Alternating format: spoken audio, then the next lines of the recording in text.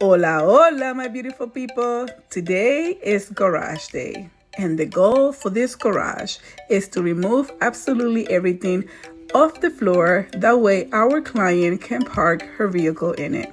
One of the things that we're going to be doing is installing shelves similar to this one and also creating a better system. That way she can access her items. But first, let's go shopping.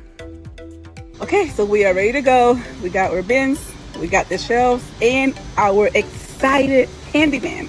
So excited that he's gonna build all these shelves today for this amazing garage, right?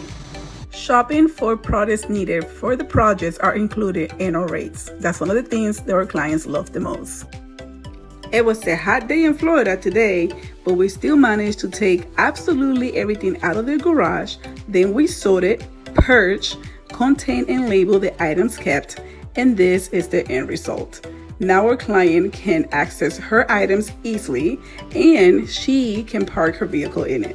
Just in case you're wondering, when is the perfect time to declutter and organize your garage? Well, the perfect time, my friends, is now. So I want to know, how is your garage doing? Let me know in the comments.